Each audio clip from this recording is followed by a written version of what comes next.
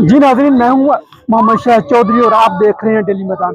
ناظرین، آج اس وقت موجود ہیں ہم ایبٹ آباد کے فارا چوک میں، اور یہاں جماعت اسلامی کے زیر اہتمام فارا چوک میں دھرنا دیا گیا ہے۔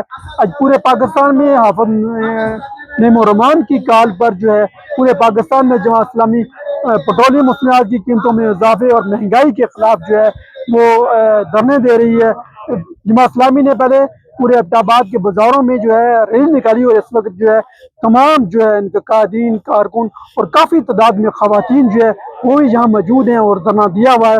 ان کا کہنا ہے کہ حکومت سے مطالبہ ہے کہ جو پیٹرولیم پہ لیوی بڑھائی گئی ہے یہ ختم کی جائے، پیٹرولیم مصنوعات کو جو ہے سستا کیا جائے، اور اس کے ساتھ ساتھ دیگر جو مہنگائی کی گئی ہے وہ بھی ختم کیا جائے۔ یہ آج کی جو ان کا دھرنا ہے پورے ملک میں، یہ ٹوکن دھرنا ہے۔ اس کے بعد وہ پورے پاکستان سے جمع ہو کر اسلام آباد میں دھرنا دیں گے۔